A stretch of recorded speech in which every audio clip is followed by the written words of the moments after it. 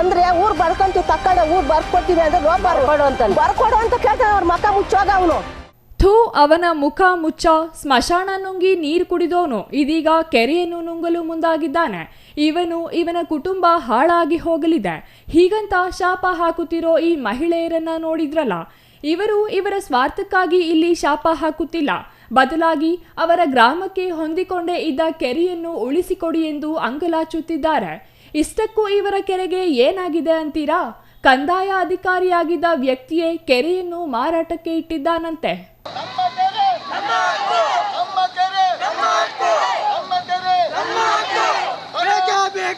ನಮ್ಮ ಕೆರೆ ನಮ್ಮ ಹಕ್ಕು ಎಂದು ಫ್ಲಕಾರ್ಡ್ ಹಿಡಿದು ಚಿಕ್ಕಬಳ್ಳಾಪುರ ಜಿಲ್ಲಾಧಿಕಾರಿ ಕಚೇರಿ ಮುಂದೆ ಕುಳಿತಿರೋ ಈ ಮಹಿಳೆಯರನ್ನ ಒಮ್ಮೆ ನೋಡಿ. ಇವರು ಗೌರಿಬಿದನೂರು ತಾಲೂಕಿನ ಹೊಸೂರು ಹೋಬಳಿಯ ಬಳಗೆರೆ ಗ್ರಾಮದವರು. ಅಷ್ಟು ದೂರದಿಂದ ಬಂದು ಚಿಕ್ಕಬಳ್ಳಾಪುರ ಜಿಲ್ಲಾಧಿಕಾರಿ ಕಚೇರಿ ಮುಂದೆ ಕುಳಿತಿರೋದಕ್ಕೆ ಕಾರಣವಾದರೂ ಏನು ಅಂತೀರಾ? ಅದಕ್ಕೆ ಮುಖ್ಯ ಕಾರಣ ಸರ್ಕಾರಿ ಕೆರೆಯನ್ನೇ ಮಾರಾಟಕ್ಕಿಟ್ಟಿರುವುದು. ಹೌದು, ಬಳಗೆರೆ ಗ್ರಾಮಕ್ಕೆ ಹೊಂದಿಕೊಂಡಿದ್ದ ಸರ್ಕಾರಿ ಕೆರೆಯನ್ನು ಇದೀಗ ಕಂದಾಯ ಅಧಿಕಾರಿಯಾಗಿದ್ದ ಸದಾಶಿವಯ್ಯ ಎಂಬ ವ್ಯಕ್ತಿ ಕೆರೆಯನ್ನು ತಮ್ಮ ತಾತನ ಹೆಸರಿಗೆ ಮಾಡಿಕೊಂಡು ಇದೀಗ ಕೆರೆ ಮಾರಾಟಕ್ಕೆ ಮುಂದಾಗಿದ್ದಾನಂತೆ. 100 ವರ್ಷದಿಂದ ಕೆರೆ ಐತಿ, ಇವಾಗ ಮಾರಾಟಕ್ಕಿಟ್ಟಕ್ಕೆ ಬಂದಿದ್ದಾರೆ. ಆ ಕೆರೆ ಹೋದ್ರೆ ನಿನ್ನೇನು ಊರು ಉಳಿಯಲ್ಲ.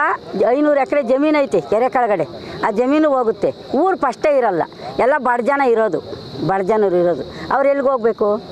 ಆ ಕೆರೆ ಬಿಟ್ಟರೆ ಇನ್ನೇನು ಸರ್ಕಾರಿ ಜಮೀನು ಅಂತ ಇಷ್ಟು ಇಲ್ಲ. ಇಷ್ಟು ವರ್ಷದಿಂದ ಇಲ್ದಿದ್ದು ಈಗ ಅವ್ರು ಮಾರಾಟಕ್ಕೆ ಇಕ್ಕವ್ರೆ. ದಿನ ಒಬ್ಬೊಬ್ಬರು ಬರ್ತಾರೆ ಅಲ್ಲಿಗೆ, ಏನು ಮಾರಾಟಕ್ಕೆ ಇಕ್ಕಿರೋದಕ್ಕೆ. ನಮಗೆ ನಿದ್ದೆ ಕೊಡ್ತಿಲ್ಲ, ನಾವು ಬಿಡಂಗಿಲ್ಲ, ಕಟ್ಕೊಂಬಂಗಿಲ್ಲ ಮಂಗೈತೆ. ಅದೊಂದು ಹೋದ್ರೆ ಕೆರೆ ಕಟ್ಟೆ ಹೊಡೆದ್ಬಿಟ್ರೆ ನಮ್ಮ ಊರು ಇರೋದಿಲ್ಲ. ನಾವೆಲ್ಲಿ ಹೋಗ್ಬೇಕು? ಎಲ್ಲ ಬಡ ಜನ ಇರೋದು. ಅದನ್ನ ಬಿಟ್ಟು ಏನಿಲ್ಲ, ಗೌರ್ಮೆಂಟಿನ ಜಾಗ ಅಂತ ಏನಿಲ್ಲ. ಮಶಾಣ ಇತ್ತು, ಅದನ್ನು ಅವರೇ ಒಳಪಡಿಸ್ಕೊಬಿಟ್ಟವನು ಅವನೇನೆ, ಆ ಸದಾಶಿವಯ್ಯ ಅಂತ. ಈ ಕೆರೆನ ಮಾರಾಟಕ್ಕೆ ಇಕ್ಕವನಿ. ಏನೋ ಆ ಕಾಲದಾಗೆ ದರ್ಖಾಸ್ತು ಜಮೀನು ಅಂತ ದೊಡ್ಡವ್ರು ಇರ್ತಾರಲ್ಲ, ಅವ್ರು ಏನೋ ಊರಿಗಿಬ್ರು ಇರ್ತಾರಲ್ಲ, ಅವರಿಬ್ಬರು ಹೆಸರಿಗೆ ಮಾಡಿದ್ರಂತೆ. ಸುಮ್ಮನೆ ಹಿಂಗೆ ಅವ್ರದ್ದೊಂದು ತೋರಿಸವ್ರೆ. ಇವಾಗ ನಮ್ಮದು ಅಂತ ಹೇಳಿ ಅಯ್ಯಪ್ಪ ಸೆಕ್ರೆಟ್ರಿ ಆಗಿದ್ದ, ತಿರ್ಗಾ ಆರಯ್ಯ ಆಗಿದ್ದಾನೆ. ಆರಯ್ಯ ಆಗಿ ಎಲ್ಲ ಬರ್ಕೊಂಡು ಈ ಥರ ಮಾಡ್ತಾ ಇದ್ದಾನೆ. ನಮ್ಗೆ ಹಿಂಗೆ ಟಾರ್ಚರ್ ಕೊಡ್ತಾ ಇದ್ದಾರೆ. ಇವಾಗ ನಮಗೆ ಕೆರೆ ಬೇಕು ಅಷ್ಟೇ. ನಮಗಿನ್ನ ಕೆರೆ ಬೇಕು. ಊರು ಉಳಿಯಲ್ಲ ಇಲ್ದಿರ ಕೆರೆ ಇಲ್ದಿದ್ರಿ ಅಷ್ಟೇ ಸ್ವಾಮಿ. ನಮಗೆ ಬೇಕೇ ಬೇಕು ಕೆರೆ. ಇವತ್ತೆಲ್ಲ ಆಗಲಿ ಇಲ್ಲೇ ಕೂತಿರ್ತೀವಿ, ನಾಳಿಗೂ ಆಗಲಿ ಇಲ್ಲೇ ಕೂತೀವಿ. ಅವ್ರು ಏನಾನ ಒಂದು ನಮಗೆ ಕೊಡೋವರೆಗೂ ನಾವು ಹೋಗಲ್ಲ. 4 ವರ್ಷ ಆಯಿತು. 4 ವರ್ಷದಿಂದ ತಹಸೀಲ್ದಾರ್ ನೋಡಿ ಮನೆ ಅಲ್ಲತ್ರ ಕೆರೆ ಬಂದು, ನಾವು ನಿಮ್ಮಂತೆ ರೈತರೇ ಎಲ್ಲ ನಿಮಗೆ ಕೆರೆ ನಾನು ಮಾಡಿಕೊಡ್ತೀನಿ ಅಂತ ಹೇಳ್ದೆ. ಹಂಗೆ ಹೇಳ್ಬಿಟ್ಟು ತಿರ್ಗಿ ಅಲ್ಲಿಗೆ ತಾಲೂಕು ಆಫೀಸಿನ ತಕ್ಕೋದ್ರೆ ಏನಿಲ್ಲ, ಅದು ಹಂಗೆ ಅವ್ರಿಗೆ ಆಗೈತೆ, ಅವ್ರಿಗೆ ಅಗ್ರಿಮೆಂಟ್ ಆಗೈತೆ, ಅವ್ರಿಗೆ ಹೆಸ್ರಾಗ ಇದಾಗೈತೆ, ಅದಕ್ಕೆ ನಾವೇನು ಮಾಡೋಣ ಅಂತಾರೆ. ಅದಕ್ಕೆ ನಾವೇನು ಮಾಡಬೇಕು? ಇಷ್ಟಕ್ಕೂ ಈ ಕೆರೆ ಸದಾಶಿವಯ್ಯ ಅವರ ತಾತನ ಆಸ್ತಿಯಾಗಲು ಹೇಗೆ ಸಾಧ್ಯ ಎಂಬುದು ಈ ಗ್ರಾಮಸ್ಥರ ಪ್ರಶ್ನೆ. ಯಾಕೆಂದರೆ ಇದೇ ಕೆರೆಯಲ್ಲಿ ಗ್ರಾಮಕ್ಕೆ ಕುಡಿಯುವ ನೀರಿಗಾಗಿ ಬರೋಬ್ಬರಿ 8 ಕೊಳವೆ ಬಾವಿಗಳನ್ನು ಕೊರೆಸಲಾಗಿದೆಯಂತೆ. ಅಷ್ಟೇ ಅಲ್ಲ, ಕೇಂದ್ರ ಸರ್ಕಾರದ ಮಹತ್ವಾಕಾಂಕ್ಷಿ ಯೋಜನೆ ಇದೆಯಲ್ಲ, ಜಲ ಜೀವನ್ ಮಿಷನ್. ಈ ಯೋಜನೆಯಲ್ಲಿ ಗ್ರಾಮದ ಮನೆಗೆ ನಲ್ಲಿ ನೀರು ನೀಡಲು ಇದೇ ಕೆರೆಯಲ್ಲಿ ಕೊಳವೆ ಬಾವಿ ಕೊರೆಸಲಾಗಿದೆ.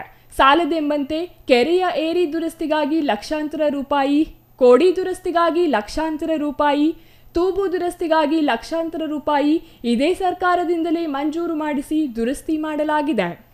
ಇನ್ನೂ ಒಂದು ಹೆಜ್ಜೆ ಮುಂದೆ ಹೋಗಿ ಇದೇ ಕೆರೆಯಲ್ಲಿ ನರೇಗಾ ಯೋಜನೆಯಡಿ ಗಿಡ ನೆಡುವ ಕಾರ್ಯಕ್ರಮ ಹಮ್ಮಿಕೊಂಡಿದ್ದು, ಅದಕ್ಕಾಗಿ ಜಾಬ್ ಕಾರ್ಡ್ದಾರರಿಗೆ ಲಕ್ಷಾಂತರ ರೂಪಾಯಿ ಹಣವನ್ನು ಸರ್ಕಾರದಿಂದಲೇ ನೀಡಲಾಗಿದೆ. ಈ ಕೆರೆ ಸದಾಶಿವಯ್ಯನ ತಾತನ ಆಸ್ತಿಯಾದರೆ ಇಷ್ಟೆಲ್ಲ ವೆಚ್ಚವನ್ನು ಸರ್ಕಾರ ಯಾಕೆ ಬಳಸಿತು ಎಂಬ ಪ್ರಶ್ನೆಗೆ ಗೌರಿಬಿದನೂರು ತಹಸೀಲ್ದಾರ್ ಆಗಲಿ, ಚಿಕ್ಕಬಳ್ಳಾಪುರ ಉಪವಿಭಾಗಾಧಿಕಾರಿಗಳಾಗಲಿ, ಜಿಲ್ಲಾಧಿಕಾರಿಗಳಾಗಲಿ ಉತ್ತರಿಸುತ್ತಿಲ್ಲ ಎಂಬುದು ಬಳಗೆರೆ ಗ್ರಾಮಸ್ಥರ ಆರೋಪವಾಗಿದೆ. ಇನ್ನು ಕೆರೆ ಮಾರಾಟಕ್ಕೆ ಮುಂದಾಗಿರುವ ಕಂದಾಯ ಅಧಿಕಾರಿ ಸದಾಶಿವಯ್ಯನ ವಿರುದ್ಧ ಹೀಗೆ ಶಾಪ ಹಾಕುತ್ತಿರೋ ಮಹಿಳೆಯ ಹೆಸರು ರತ್ನಮ್ಮ ಅಂತ. ಅದೇ ಬಳಗೆರೆ ಗ್ರಾಮದವರು. ಅವರ ಮಾತನ್ನು ಒಮ್ಮೆ ಕೇಳಿ. ಆರೆಯಾಗಿರುವ ವ್ಯಕ್ತಿಯೊಬ್ಬನಿಂದ ಕೆರೆ ಮಾರಾಟಕ್ಕೆ ಯತ್ನ ನಡೆಯುತ್ತಿದೆ. ಕೆರೆಯನ್ನು ತಮ್ಮ ಹೆಸರಿಗೆ ಮಾಡಿಕೊಂಡು ಮಾರಾಟ ಮಾಡಲು ಯತ್ನಿಸುತ್ತಿದ್ದಾರೆ. ಗ್ರಾಮಸ್ಥರಿಗೆ ವಿಷ ಹಾಕಿ ಗ್ರಾಮದ ಮೇಲೆ ಬಂಡೆ ಎಳೆದು ಕೆರೆ ಮಾರಾಟ ಮಾಡಲು ಯತ್ನ ಮಾಡುತ್ತಿದ್ದಾನೆ. ಕೆರೆ ಮಾರಾಟ ಯತ್ನಿಸಿದ ಕೂಡಲೇ ಕುಟುಂಬದಲ್ಲಿ ಎಲ್ಲರಿಗೂ ಕಾಲು ಮುರಿದಿದೆ ಎಂದು ಶಾಪ ಹಾಕುತ್ತಿದ್ದಾರೆ ನೋಡಿ. ಅದ್ರನ್ನ ಏನು ಮಾಡೋ ಅಂತ ಕೆರೆ ಒಂದು ಸಿಕ್ಕೈತಿ. ಆ ಕೆರೆ ಅವಾಗಲ್ದು ಕೆರೆನ ಇದು ಮಾಡಿಬಿಟ್ಟು ಮೆಲ್ಲಿಗೆ ನಮ್ಮ ಅಪ್ನೆಸ್ರಾಗೈತೆ ಅಂದ್ಬಿಟ್ಟು ಎಲ್ಲ ನಮಗೆಲ್ಲ ಇಸ ಹಾಕ್ಬಿಟ್ಟು ಬಂಡೆ ಎಳ್ಬಿಟ್ಟು ನಮ್ಮೂರಿಗೆ ಅವನು ಇದೇ ಮೇಲೆ ಇಕ್ಕೋಬೇಕು ಅಂತ ನೋಡ್ತಾವನು ಅವನು ಅಂತ ನನ್ನ ಮಗ ಅವನು ಅಂಥ ಶಾಂಡಾಳ ಇಂಥ ಕೆಲಸ ಮಾಡೋ ನಮ್ಗೆ ಊರಿಗೆ ಬಂಡೆ ಎಳಿಯಕ್ಕೆ ಬಂದವನು. ಯಾಕ ಏನು ಮಾಡ್ಬೇಕು, ಎಷ್ಟು ಮಣ್ಣು ಹತ್ತಿದ್ದ ನಮ್ಮ ಕೆರೆಗೆ ನೀನು, ಯಾವನ ನೀನು, ಎಷ್ಟು ಮಣ್ಣು ಹತ್ತಿದ್ದ ನಮ್ಮ ಕೆರೆಗೆ ನೀನು, ಏನು ಮಾಡಿದ್ದೆ ನೀನು ಅಂತಂದ್ರೆ ಊರು ಬರ್ಕೊಂತೀವಿ ತಕ್ಕೊಂಡ್ರೆ ಊರು ಬರ್ಕೊಡ್ತೀವಿ ಅಂದ್ರೆ ಬರ್ಕೊಡು ಅಂತ ಕೇಳ್ತಾನೆ. ಅವ್ರ ಮಕ್ಕ ಮುಚ್ಚೋಗ ಅವನು. ಇನ್ನು ಬಳಗೆರೆ ಗ್ರಾಮದ ಶಾಂತರಾಜು ಅವರ ಅಸಹಾಯಕತೆಯನ್ನು ಕೇಳಿ ಗೌರಿಬಿದನೂರು ತಹಸೀಲ್ದಾರ್ ಅವರಿಗೆ ಮನವಿ ಮಾಡಲಾಗಿದೆ. ಆದರೂ ಈವರೆಗೂ ಏನೂ ಆಗಿಲ್ಲ.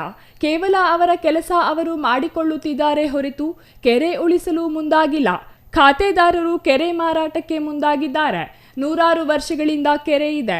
ಕೋಡಿ, ತೂಬು ಎಲ್ಲವೂ ಇದೆ. ಕೆರೆ ಅಂಗಳದಲ್ಲಿ 8 ಕೊಳವೆ ಬಾವಿ ಕೊರೆಸಲಾಗಿದೆ. ಗ್ರಾಮದ ಕುಡಿಯುವ ನೀರಿಗಾಗಿ ಕೊಳವೆ ಬಾವಿ ಕೊರೆಸಲಾಗಿದೆ.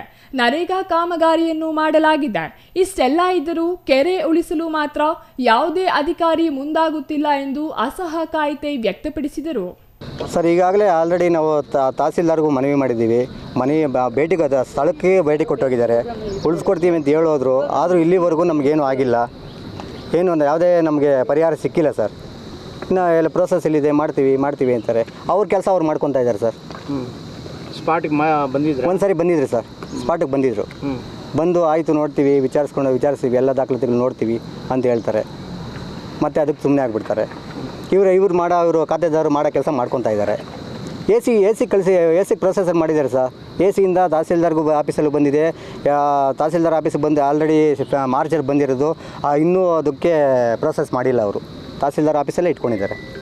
ಗೌರಿಬಿದನೂರು ತಹಸೀಲ್ದಾರ್, ಚಿಕ್ಕಬಳ್ಳಾಪುರ ಜಿಲ್ಲಾಧಿಕಾರಿಗಳು, ಗೌರಿಬಿದನೂರು ಶಾಸಕರ ಗಮನಕ್ಕೂ ತರಲಾಗಿದೆ. ಆದರೆ ಯಾರಿಂದಲೂ ಪರಿಹಾರ ಸಿಕ್ಕಿಲ್ಲ. ಶಾಸಕರು ಮೂಲ ದಾಖಲೆ ತರಲು ಹೇಳುತ್ತಾರೆ. ನಾವು ದಾಖಲೆ ತರಲು ಸಾಧ್ಯವೇ ಎಂದು ಪ್ರಶ್ನಿಸಿದರು. ಒಟ್ಟಿನಲ್ಲಿ ಕಂದಾಯ ಇಲಾಖೆಯನ್ನು ಅಧಿಕಾರಿಯಾಗಿದ್ದ ವ್ಯಕ್ತಿಯೊಬ್ಬರು ಕೆರೆಯನ್ನೇ ತಮ್ಮ ಪೂರ್ವಿಕರ ಹೆಸರಿಗೆ ಮಾಡಿಕೊಂಡು ಅದನ್ನು ಮಾರಾಟ ಮಾಡಲು ಯತ್ನಿಸಿರುವುದು ಮಾತ್ರ ವಿಪರ್ಯಾಸವೇ ಸರಿ. ಬಳಗೆರೆ ಗ್ರಾಮಕ್ಕಿರುವ ಏಕೈಕ ಆಧಾರ ಈ ಕೆರೆ. ಈ ಕೆರೆಯನ್ನು ಇದೀಗ ಮಾರಾಟಕ್ಕೆ ಇಟ್ಟಿರುವ ಕಾರಣ ಗ್ರಾಮಸ್ಥರು ತೀವ್ರ ಆಕ್ರೋಶಗೊಂಡಿದ್ದಾರೆ. ಗ್ರಾಮಸ್ಥರ ಆತನಾದ ದಪ್ಪ ಚರ್ಮದ ಮಂದ ಕಿವಿಗಳ ಅಧಿಕಾರಿಗೆ ಕೇಳಿಸುತ್ತಿಲ್ಲ, ಕಾಣಿಸುತ್ತಲೂ ಇಲ್ಲ.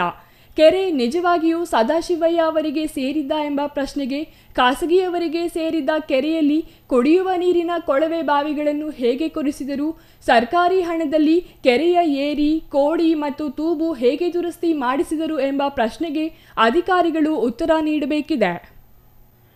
ಭೂಮಿಯ ಬೆಲೆ ಗಗನಕ್ಕೇರುತ್ತಿದ್ದಂತೆ ಅಧಿಕಾರಿಗಳು, ಜನಪ್ರತಿನಿಧಿಗಳು ರಿಯಲ್ ಎಸ್ಟೇಟ್ ದಂಧೆಕೋರರ ಜೊತೆ ಶಾಮೀಲಾಗಿ ಸರ್ಕಾರಿ ಜಮೀನು ಮಾರಾಟ ಮಾಡುವ ಪ್ರಕರಣಗಳು ಸಾಮಾನ್ಯವಾಗಿದ್ದು, ಬಳಗೆರೆ ಗ್ರಾಮದ ಕೆರೆ ಉಳಿಸಿ ಆಂದೋಲನ ಯಶಸ್ವಿ ಆಗಲಿದೆಯೇ, ಇಲ್ಲವೇ ಅಧಿಕಾರಿಗಳ ಕುಮ್ಮಕ್ಕಿನಿಂದ ತೆರೆಮರೆಗೆ ಸರಿಯಲಿದೆಯೇ ಎಂಬುದನ್ನು ಕಾದು ನೋಡಬೇಕಿದೆ.